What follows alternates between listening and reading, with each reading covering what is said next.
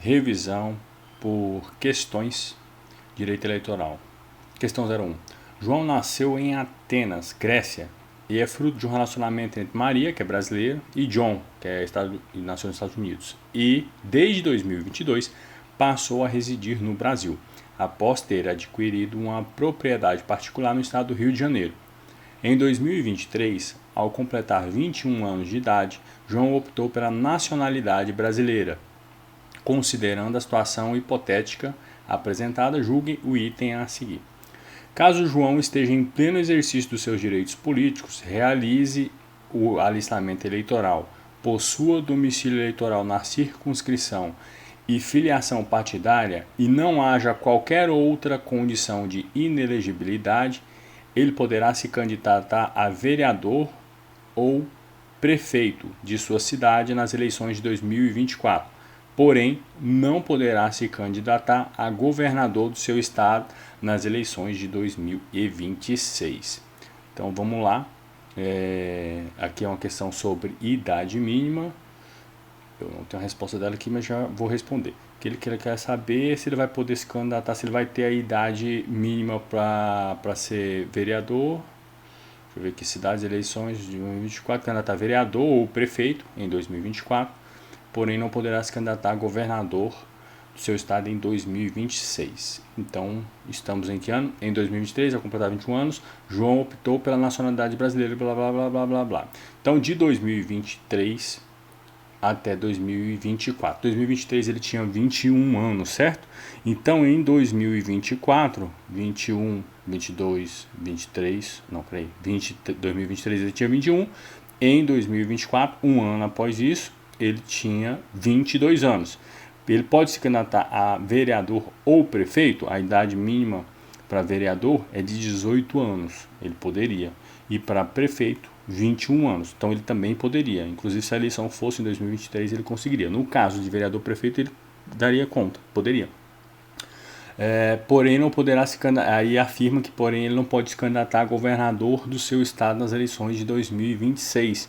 Em 2026, aí a gente está falando de uma diferença de 3 anos, ele vai estar com 24 anos. E para governador, ele tem que ter 30 anos. Então, a questão está certa, que ele pode se candidatar, ele poderá se candidatar para vereador, para prefeito, mas não poderá se candidatar para governador.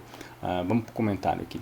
Além da idade mínima, a Constituição Federal também determina como condições para ser eleito a um cargo público: 1. A nacionalidade brasileira, o pleno exercício dos direitos políticos, o alistamento eleitoral, o domicílio eleitoral na circunscrição e a filiação partidária. Por isso que a questão ela veio elencando lá tudo isso, tá?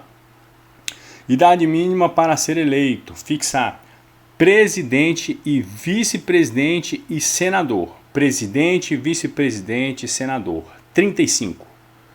Governador e vice-governador, 30. Deputado federal, deputado estadual, deputado distrital, prefeito, vice-prefeito e juiz de paz, 21 anos. Vereador, 18 anos. Então vamos lá.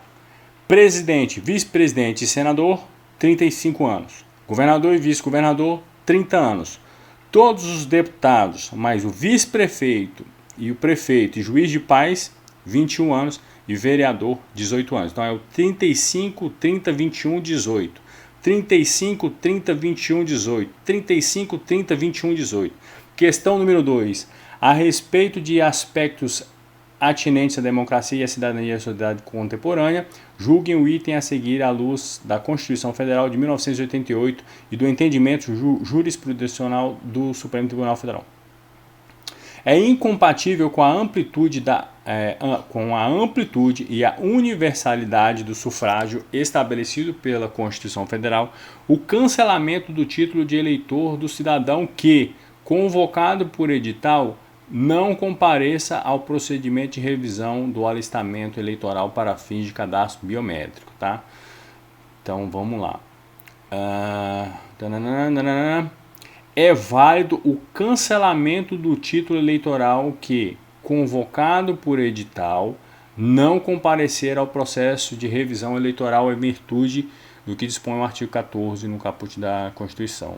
Então é válido o cancelamento do título eleitoral se a pessoa não for revisionar lá. Eu vou direto aqui para a questão em si, tá? Questão número 3.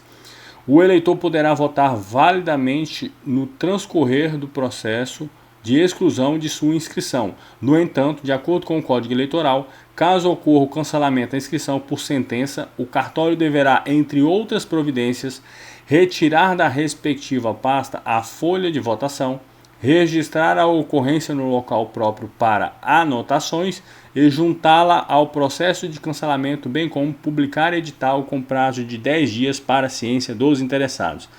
E aí a solução é por duas vertentes. Resolução 23659, artigo 122. Concluídos os trabalhos de revisão, o juiz ou juíza juntará aos autos relatório sintético das operações de RAI operação de RAI realizadas, extraindo do sistema Elo e, ouvindo o Ministério Público, determinará o cancelamento das inscrições relativas a eleitoras e eleitores que não tenham comparecido. No artigo 122 ele prevê a questão do cancelamento do título depois de uma revisão. No Código Eleitoral, o artigo 78 que diz: determinado por sentença o cancelamento, o cartório tomará as seguintes providências. 1. Retirará da respectiva pasta a folha de votação, registrará a ocorrência no local próprio para anotações e juntá-la ao processo de cancelamento. 2. Registrará a ocorrência na coluna de observações do livro de inscrição. 3. Excluirá os fichários excluirá dos fichários as respectivas fichas, colecionando-as à parte. 4. Anotará de forma sistemática os claros abertos na pasta de votação para o oportuno preenchimento dos mesmos. 5. Comunicará o cancelamento ao Tribunal Regional para anotação do seu fichário. Então, questão complicadinha, não é fácil não. Questão 04. Por previsão legal, o projeto de lei de iniciativa popular a ser apresentado à Câmara dos Deputados poderá ser subscrito por um número de eleitores menor que o exigido para se demonstrar o caráter nacional de um partido político. Então vamos lá, questão errada, tá? A iniciativa popular, segundo a Constituição Federal, é 1% do eleitorado nacional. Já a criação de um novo partido, segundo a Lei 9096, no seu artigo 7º, é 0,5% do eleitorado nacional, tá bom? Então, iniciativa popular 1% e criação de novo partido é 0,5%. Aqui tem uma parte, vamos ver aqui, ó. Iniciativa popular, vou deixar de Constituição para fora, porque a gente vai ler isso aqui no Constitucional. Criação de partido, artigo 7º, a gente vai ler esse artigo depois também do completo. Tá? Todos os artigos aqui eu já anotei, vou ler eles separados. Só é admitido o registro do estatuto de partido político que tenha caráter nacional, considerando-se como tal aquele que comprove no período de 2 anos, o apoiamento de eleitores não filiados a partido político. Correspondente a pelo menos 0,5%, 0,5% dos votos dados na última eleição geral para a Câmara dos Deputados, não computados os votos em branco e os nulos, distribuídos por 1/3 ou mais dos estados, com um mínimo de 0,1, um décimo, né, do eleitorado que haja votado em cada um deles. Tá bom? É isso. Questão 5. Plebiscito é a consulta popular a respeito de ato legislativo ou administrativo já editado. Questão errada. É pré, né? O plebiscito é convocado com anterioridade a ato legislativo ou administrativo, cabendo o povo, pelo voto, aprovar ou denegar o que lhe tenha sido submetido. O referendo o pessoal é convocado posteriormente ao ato legislativo ou administrativo, cumprindo ao povo a respectiva ratificação ou rejeição. Então, plebiscito, lembra? Plebiscito é pré, o referendo é depois. O termo sufrágio designa exclusivamente a capacidade eleitoral ativa, o direito de votar. Então vamos lá, o que é sufrágio? Sufrágio significa aprovação, apoio, concordância. É o direito público subjetivo democrático através do qual a coletividade, o povo, participa da vida política do Estado. Traduz-se no direito de votar e de ser votado. O sufrágio é a essência dos direitos políticos, na medida que permite a participação popular na formação da vontade do Estado. O sufrágio possui duas dimensões: uma ativa, também chamada de capacidade eleitoral ativa, ou cidadania ativa, que corresponde ao direito de votar, e uma passiva, capacidade eleitoral passiva, ou cidadania passiva, que é o direito de ser votado. Então a questão está errada, tá? Porque o termo sufrágio designa exclusivamente a capacidade eleitoral ativa. Não, é ativa e passiva. Cidadania passiva mais ativa, sufrágio igual 2 institutos. Então cidadania passiva mais ativa é o sufrágio, que é igual aos 2 institutos. Questão número 7. À luz da tipologia que distingue a democracia direta e indireta, consta-se que a Constituição Federal de 88 consagra um modelo misto de democracia. Resolução: a democracia é semidireta, mista ou participativa. Sistema híbrido, que reúne elementos dos dois sistemas anteriores, direta e indireta. É o modelo adotado pela Constituição Brasileira de 88, pois a soberania popular pode ser exercida de forma direta, através de plebiscito, referendo, iniciativa popular e de leis de ação popular, e de forma indireta, através da eleição de mandatários para ocupar cargos nos poderes executivos e legislativo. Como regra, o governo e o parlamento são formados com base na representação. Contudo, existem algumas decisões em que o povo participa de forma imediata. Então, a nossa Constituição de 88, ela é considerada uma Constituição, uma democracia semidireta, mista ou participativa. Então, mista tem o mesmo significado de semidireta e participativa. Questão 8. Em nenhuma hipótese, filho ou filha de governador de estado pode candidatar-se a cargo eletivo no mesmo estado durante o mandato do pai. Está errada, né? Porque tem situações em que sim. Então vamos lá. Na regra das inegibilidades reflexas, temos ao menos 3 situações que, em tese, permitem que o filho do governador se candidate na mesma circunscrição. Então se apega à circunscrição, porque se ele mudar de governador para prefeito ou de presidente, alguma coisa assim, tem que estar na mesma circunscrição. Essas inegibilidades reflexas se apega à circunscrição. Então vamos lá. 1. Se o filho ou a filha já for titular de mandato eletivo e se candidatar à reeleição do seu próprio cargo. Então ele já é um deputado, alguma coisa assim, né? Um vereador de alguma região, na verdade um deputado estadual, vamos dizer assim, ele vai se candidatar à reeleição. 2. Se o pai, em primeiro mandato, renunciar ao cargo nos 6 meses que antecedem ao pleito. Se o pai, em primeiro mandato, renunciar ao cargo nos 6 meses que antecedem ao pleito, o filho pode concorrer a cargo eletivo na circunscrição, inclusive o próprio cargo de governador. É aquela regrinha de 6 meses antes, né? E a situação 3, se o pai, em segundo mandato, ou seja, não pode se reeleger, renunciar ao cargo nos 6 meses que antecedem ao pleito, o filho pode concorrer a cargos eletivos na circunscrição, exceto ao cargo de governador. Então, porque aqui seria uma situação de reeleição, tá? Então, no primeiro mandato, 6 meses antes, ele pode se candidatar inclusive para governador, o filho. Já no segundo mandato, ou não podendo a reeleição, ele saindo 6 meses antes, ele pode concorrer para vários cargos eletivos na circunscrição, mas não para governador, porque seria um cargo de reeleição indireta, né? Então, sim, no Brasil a regra geral é que parentes de até segundo grau não podem concorrer a cargos eletivos dentro da mesma jurisdição devido ao princípio do combate ao nepotismo eleitoral.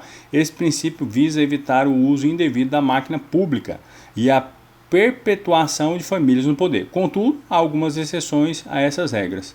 Eu não vou ler isso aqui porque já está englobado lá dentro, tá bom? Questão 9. Por se tratar de restrição de direito fundamental, todos os casos de inexigibilidade estão expressamente previstos na Constituição Federal. Questão errada. Nem todos os casos de inexigibilidade estão na Constituição, tá? Constituição Federal, artigo 14, inciso 9. Lei complementar estabelecerá outros casos de inexigibilidade e os prazos de sua cassação, a fim de proteger a probidade administrativa, a moralidade para o exercício do mandato, considerada a vida pregressa do candidato e a normalidade e legitimidade das eleições contra a influência do poder econômico ou o abuso do exercício de função, cargo ou emprego na administração direta ou indireta. Então, nem todos os casos de inexigibilidade estão na Constituição, tá? Questão 10. A suspensão dos direitos políticos implica a suspensão dos direitos de voto, mas não o cancelamento do alistamento eleitoral. Então vamos lá. Com base no Código Eleitoral, então vamos lá, Código Eleitoral, artigo 71, são cláusulas de cancelamento do alistamento, aqui no caso, cancelamento do alistamento, a suspensão ou perda dos direitos políticos. Então a suspensão dos direitos políticos implica a suspensão dos direitos a voto, mas a questão está errada. Na prática, existe resolução que diz que em caso de suspensão, a inscrição é apenas suspensa. Cuidados quando pede pelo Código Eleitoral. Então, pediu pelo Código Eleitoral, o Código Eleitoral fala no artigo 71 que sim, se ele tiver a suspensão a perda de direitos políticos, vai ser feito o cancelamento da inscrição dele. Questão número 11. Admite-se como domicílio eleitoral qualquer lugar onde o eleitor possua vínculo específico, seja ele familiar, econômico, social ou político, uma vez que esse domicílio é definido como o local, permanente ou não, da residência do eleitor. Então, na resolução 23659, no seu artigo 23, isso aqui é a casa do Tarcísio, tá? Para fins de fixação do domicílio eleitoral no alistamento e na transferência, deverá ser comprovada a existência de vínculo residencial, afetivo, familiar, profissional, comunitário ou de outra natureza que justifique a escolha do município. Então, questão número 12.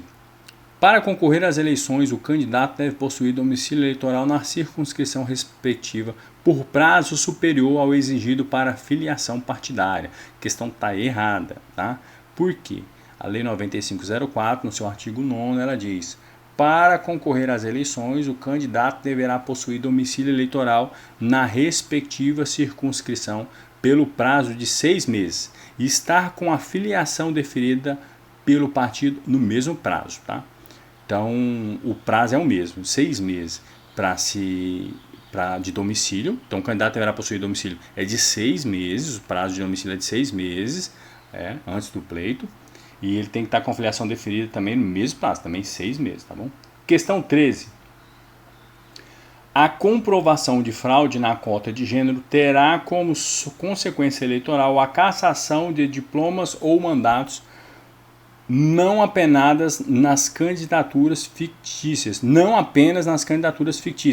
mas de todos os candidatos vinculados a ela, seguida de retotalização dos resultados. Polêmica, hein? Mas tá certo.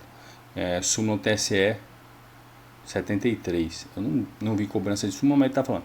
O reconhecimento do ilícito acarretará a cassação do demonstrativo de regularidade de atos partidários, DRAP, da legenda e dos diplomas dos candidatos a ele vinculados, independentemente de prova de participação, ciência ou anuência deles.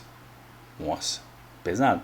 B. A inexigibilidade daqueles que praticaram ou anuíram com a conduta, nas hipóteses de ação de investigação judicial eleitoral, AIGE. C.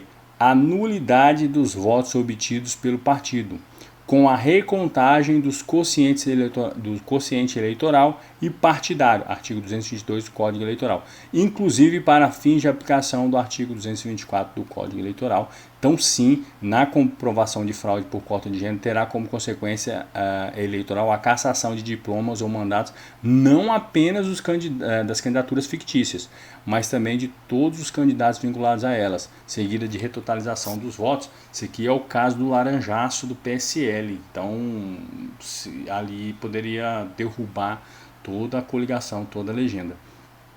Questão 14. A Constituição Federal determina expressamente que são inelegíveis os analfabetos. Tá certo, provavelmente essa questão não vai cair, lá não fala de Constituição Federal no eleitoral, mas a gente vai ler lá também. Artigo 14, Constituição Federal. São inelegíveis os inalistáveis e os analfabetos. Vamos lá. Questão 15. O partido político que pretenda lançar candidato nas eleições deve ter estatuto registrado no cartório de registro civil 1 ano antes do pleito. Questão errada. Porque Lei 9504, artigo 4º, poderá participar das eleições o partido que, até 6 meses antes do pleito, tenha registrado seu estatuto no Tribunal Superior Eleitoral. Então, poderá participar de eleições do partido que, até 6 meses antes do pleito, tenha registrado seu estatuto no Tribunal Superior Eleitoral, conforme o disposto em lei, e tenha, até a data da convenção, órgão de direção constituído na circunscrição, de acordo com o respectivo estatuto. Então, o prazo é de 6 meses, o partido ele tem que estar registrado com até 6 meses antes do pleito, ele tem registrado seu estatuto no TSE, então não tem nada de cartório. Tem alguma coisa que eu vi de cartório, mas não é esse aqui. Enfim. Questão 16. Compete privativamente ao Tribunal Regional Eleitoral propor diretamente ao Congresso Nacional a criação ou supressão de cargos e a fixação dos respectivos vencimentos.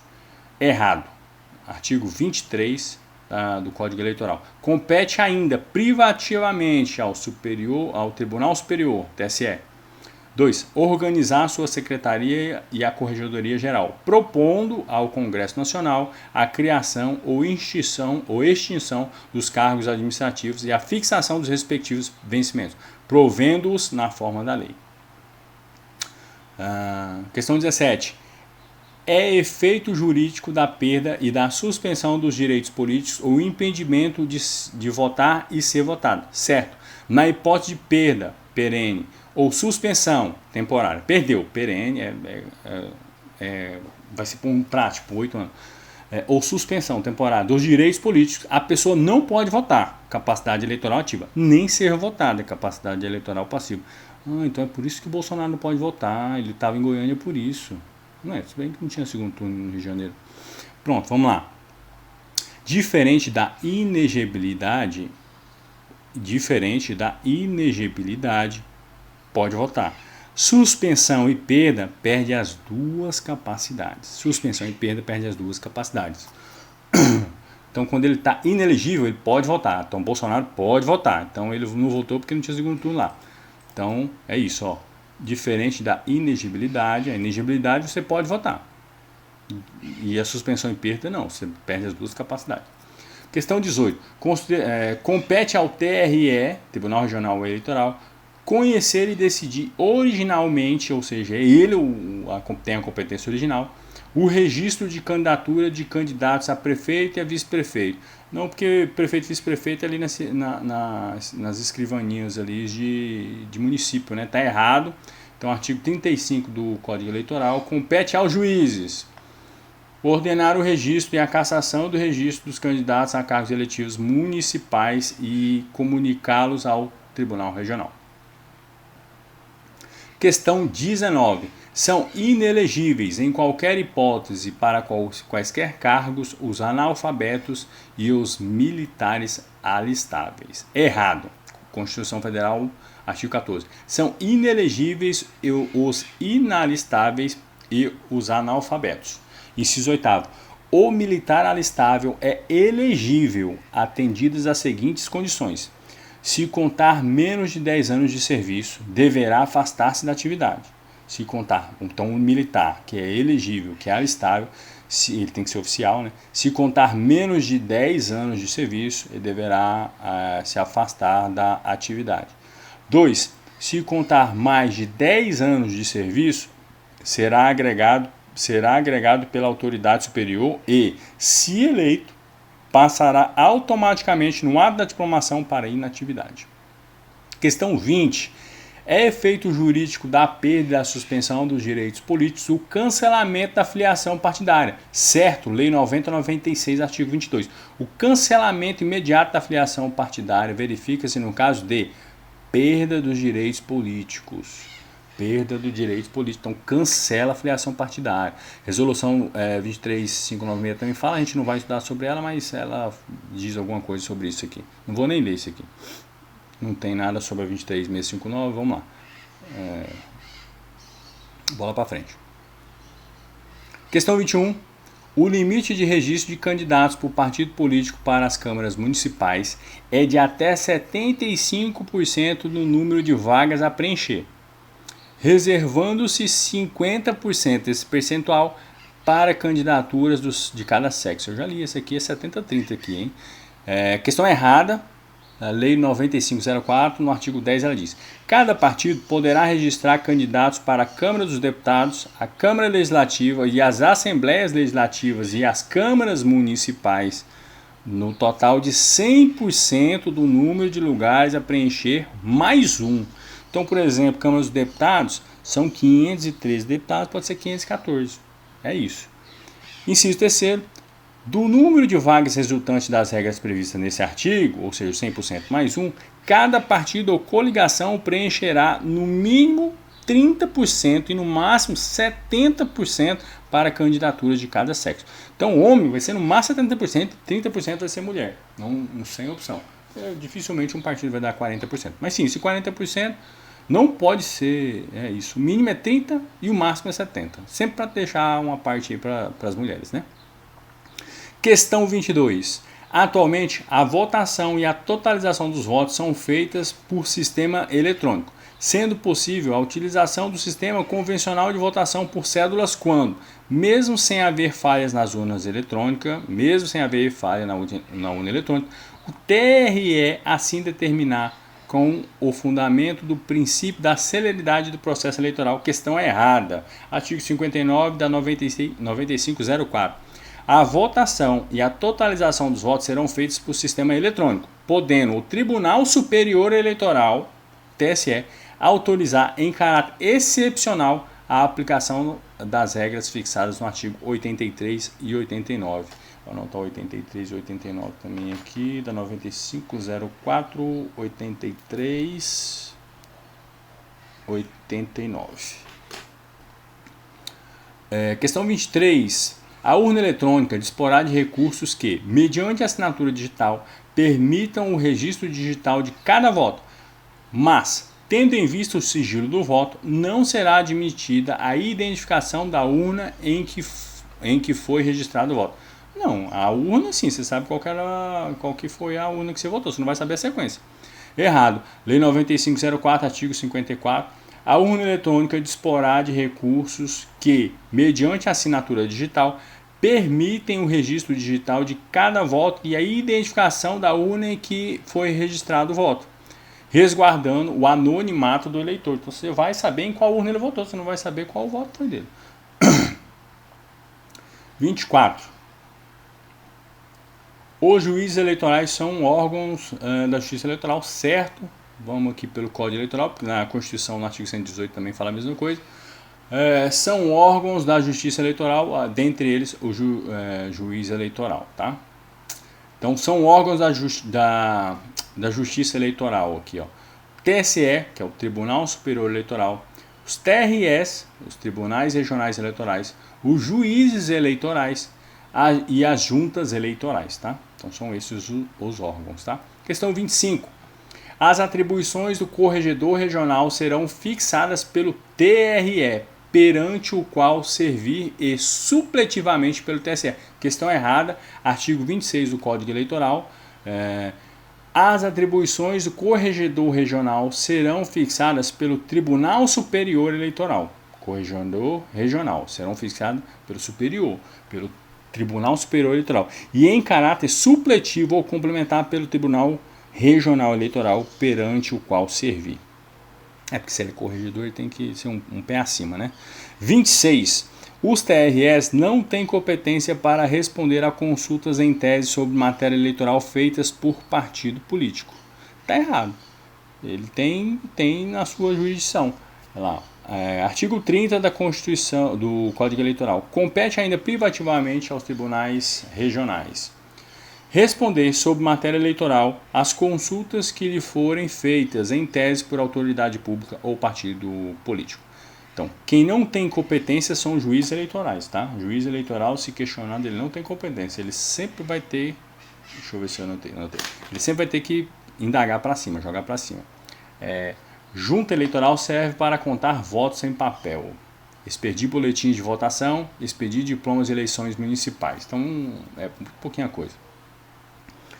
Questão 27. O eleitor que, por qualquer motivo, extraviar a via do seu título eleitoral, poderá requerer às juntas eleitorais a expedição de novo documento, desde que faça 48 horas antes do pleito. Então a questão já está errada, porque a junta eleitoral serve para contar voto de papel, expedir boletim de votação, isso aqui ela ainda faz, porque o boletim da urna ainda sai, e expedir diplomas de eleições municipais. Tá?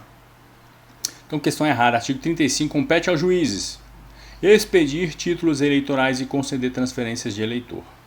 E aí, resolução 23659, no seu artigo 40, no caso de perda, extravio, inutilização ou dilaceração do título eleitoral, a pessoa que possuir inscrição regular ou suspensa poderá requerer ao juízo do seu domicílio eleitoral a expedição de segunda via de título eleitoral. Então, ao juízo do seu título.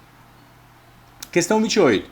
As únicas hipóteses de cancelamento da inscrição e a consequente exclusão do eleitor do cadastro nacional são suspensão dos direitos políticos, falecimento do eleitor, pluralidade de inscrições e o fato de o eleitor deixar de votar em 3 eleições consecutivas. Errado. As hipóteses descritas não são as únicas que geram cancelamento da inscrição. Então vamos lá. Código Eleitoral, hipótese de cancelamento lá no artigo 71. 1.